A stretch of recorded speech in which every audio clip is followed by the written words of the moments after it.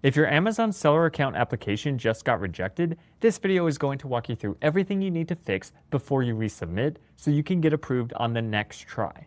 Here's the thing about Amazon rejection messages. Even if Amazon gives you a specific reason, that might not be the only problem. They might reject you for one thing, and even after you fix it, they reject you for something else that was there the whole time. That's why it's not just enough to fix what they pointed out. You need to check everything and make sure it's all correct before you go back. In this video, I'll show you what your Seller Central account looks like after a rejection and where to find what Amazon flagged. Go through every individual requirement so you know exactly what correct looks like in each section, and cover what to do if everything checks out on your end, but Amazon still won't approve you, including how to get in front of actual people at Amazon instead of just going in circles with the automated system. So let's start with what to do right now. Go to sellercentral.amazon.com and log in with the same email and password you used when you created the account. Since your account hasn't been approved yet, it's going to take you straight to the application. You won't land on the normal Seller Central dashboard. You'll see a notification that your application wasn't approved, and below that you'll see everything you submitted. Now you do have to click on these little arrows to open them up to see everything. Click those to expand each section and see what's inside. Once you open a section, you'll be able to see all the information and documents you submitted for that part of the application. What you're looking for is any section that has red dashed border around a document upload area with a message underneath, something like, please upload a new document or invalid document. That border is Amazon pointing to a problem in that section. Now here's what's important. If you see something flagged in red, don't just fix that one thing and stop. Open every section and look at what you submitted. Amazon's system will often flag one issue, and then once you fix it and resubmit, it will come back with something different. That was already a problem, it just wasn't flagged the first time. The other scenario is that nothing is flagged in red at all. Amazon just sent you a vague email saying they were unable to verify the information you provided, with no specific reason. In that case, the process is exactly the same. Open every section and look at what you submitted. There's still something that didn't check out. You just have to find it yourself. Either way, that's what the rest of this video is going to help you do. Before we go through each section, there are a few document quality rules that apply to everything you're going to upload. Go through these now so you know what to look for as we check each one. First, no screenshots. For any document, bank statements, IDs, formation documents, anything, it all needs to be either an official PDF downloaded directly from the source or a scan or photo of the physical document. If you have a scanner, that's actually ideal. Scanners produce a clean, high-quality image every time, so if you have access to one, use it instead of taking photos. If you're taking pictures of a physical document, the photo needs to be really high quality, every single character needs to be fully legible, and all four corners of the document need to be visible. Nothing can be cropped or cut off. Everything needs to be in color, black and white is not accepted, and nothing can be edited or altered. Upload documents exactly as you receive them. Don't black anything out, don't resave them in a different format, don't make any changes. Amazon checks file metadata, and altered documents will get rejected. Keep these in mind as we go through each section. The first thing to check is your legal business name and your registered business address. Look at your certificate of organization if you have an LLC, or your certificate of incorporation if you have a corporation. Look at exactly how the business name appears on that document. Then look at what you entered in Seller Central and make sure those match word for word, letter for letter. Do the same thing for your address. The address on that document needs to match the address you entered in Seller Central exactly. Think of that business name and address as set in stone. As we go through everything else in the application, we're going to be checking that all of it lines up with this same business name and address. Next is the company registration number and the business registration extract. These two documents go together, so let's look at them as a set. This screenshot here showing an item in red is from an actual client's application. And when I looked at it, I immediately knew two things that the client had done incorrectly. Can you tell what it is? The file attachment is named FEIN.pdf. This client uploaded a document proving their EIN, not their company registration number. And so I immediately knew that the registration number that they put in elsewhere was likely wrong because they probably used the EIN there too. The company registration number is the most common issue by far. It is not your EIN, that's what everyone wants to put, and it's also not a sales tax ID. It's the number the state assigned your business entity when you registered it. Depending on which state you're in, it might be called the entity number, the document number, file number, or registration number. The name varies by state, but it's always the main number that appears on your formation documents. I have a whole video on this particular topic if you're still confused about it. If you only have a DBA and not a registered LLC or corporation, you won't have a company registration number. Now, if Amazon is asking you for one, that means you selected privately owned business during signup, when with just a DBA, you really should have selected individual. You won't be able to fix that on the existing application. Go ahead and give it a try and see if it lets you, but usually you'll need to start over with a new email address and a new phone number and start the application from scratch.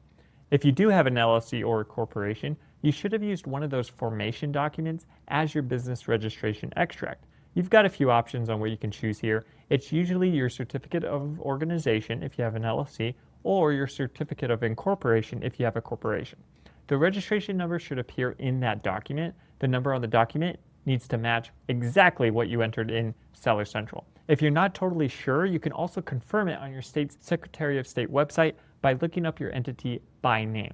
Most states make that free and public. Texas is the one exception. They're going to charge you $1 to look it up. The business registration extract also needs to show your full legal business name and your registered business address, both matching exactly what you entered in Seller Central.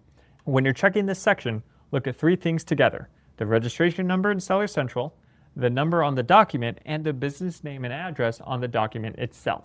Next is the proof of business address. This is a document you uploaded to verify the business address you registered is somewhere you actually operate out of. The most common document people use for this is a business bank statement. You can also use a utility bill, electricity, water, gas, internet, telephone, or a TV bill. Whatever you used, it needs to show your business name and your registered business address, the same name and address we established as set in stone earlier. Next is the primary contact information. This is the personal information you entered of whoever was designated as the primary contact on the account. Open that section and look at what you entered. The name, date of birth, country of citizenship, all of that needs to match the government issued ID that person submitted exactly. Usually the problem is just little typos. Go through each field one by one and compare it directly to the ID. If anything doesn't match, that needs to be corrected before you resubmit. Speaking of the ID, we need to check that. It'll either be your driver's license or passport. The most common issue here is photo quality. A lot of the IDs get rejected because there's glare in the photo or some of the text is blurry. The text cannot be blurry at all. Every single character needs to be legible. If it's blurry, you need to retake it. Also, make sure the corners of the ID are not cut off. And remember, if you have a scanner, that's also the easiest way to get a really good, clean image. The second thing you need to check is that you actually uploaded the right files. This happens a lot more than you think. Someone uploads the front of their driver's license twice instead of the front and the back, or they uploaded the wrong file. Open this section and confirm that what's there is correct. Of course, make sure the ID is not expired. And one more thing is, if the ID has the primary contact's address on it, that address needs to match the personal address document they submitted. A passport doesn't have an address on it, so this really only applies to a driver's license. If a license shows an old address the person no longer lives at, that's going to create a mismatch with the document they'll upload to verify their personal address. Speaking of that document, it's something that Amazon has you upload to verify that person's address. So we're not talking about a business bank statement here. This needs to be something in that person's name at their personal address, like their personal bank statement, a personal credit card statement, or a utility bill for where they live. Now, it's kind of weird when this is just an employee of the business, but that's what Amazon needs. Also, make sure it was uploaded in the right place. There are 2 separate document upload sections in the application for proof of address. One's for the business address and one's for the primary contact's personal address. So make sure to not mix those up. The address on this document needs to match the name and address on that person's ID. If their driver's license shows a specific address, this document, of course, needs to show that same address as well. Next is the letter of authorization. This one's very often misunderstood, and I have a whole video on this topic and a template that you can download using the link in the description. You create this yourself, and it's just a letter that authorizes the primary contact to create and manage the Amazon seller account on behalf of the business. And it seems kind of weird that you're writing a letter to give yourself permission a lot of the time, but that's what you're doing. It needs to be written on official letterhead, or you can use my template, and it needs to specifically give your contact person, whoever it is, and the email address they're using permission to create an Amazon seller account on behalf of the business. The information in this letter needs to match everything else in the application. So the business name, the registration number, the business address, and the primary contact's name all need to appear in the letter exactly as they appear in Seller Central. The letter needs to be either e-signed or physically signed and then scanned or photographed. Feel free to watch my video on that. It's only 5 minutes long and will walk you through the process of creating that letter real quick. Next is the bank account and bank statement. Now let's look at these together since they need to match each other. The statement needs to show your business name and your registered business address. It needs to have been issued within the last 180 days, and it needs to be an official PDF downloaded from your bank's website. The most common issue is that people upload something that isn't actually an official bank statement. A lot of banks let you download a list of your transactions from their website, and sometimes people will download that and upload it thinking it's a statement, but that won't work. It needs to be an official bank statement, the kind that would show up in your statement section of their website, not just a transaction export. Another issue is sometimes people will upload a summary statement. So some banks will show you a one-page summary that has your opening balance, how much money came in, how much money came out, and the ending balance for your bank account. That's not enough. Amazon needs to see the full statement that includes the actual transactions. Next is the business credit card and credit card statement.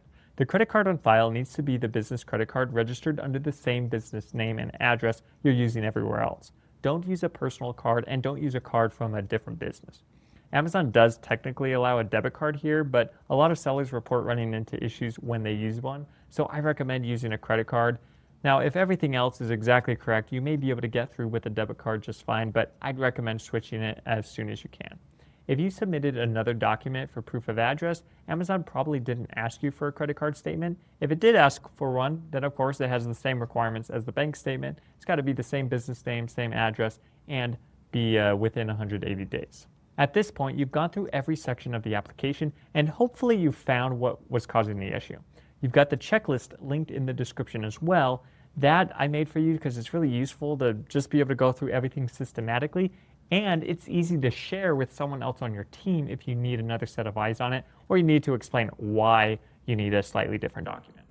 But if you've checked everything and it all looks correct, and Amazon is still not approving you, or you keep resubmitting and keep getting rejected without a clear reason, that's when it may make sense to get some outside help. My team at 5 Star Commerce does offer free 30-minute consultations. We help brands with this exact situation a lot, and most of the time, we can identify the problem pretty quickly just by looking at the application and the documents together. Now, if you're a somewhat established brand and you're not just starting a business from scratch for the first time, then we also have special access for our clients where we can recommend you into a special program where you get a dedicated rep at Amazon even before you even sign up for a seller account. So instead of going back and forth with Amazon's automated system, there are actual people at Amazon who can get on Zoom calls with you and help move it forward from Amazon's side. So even if you're doing everything right, often there's ways to get these issues resolved above and beyond just what you can do by yourself. Now that you know how to get your seller account approved, the next step is understanding everything that comes after that. I have a video that walks you through the entire first 3 months on Amazon, from finishing your account setup and getting your listings built all the way to going live. A lot of brands are surprised by how many steps are actually involved, and that video is a really good way to zoom out and just see the full picture of what your brand needs to do to get started the right way on Amazon. Click right here to watch that video next.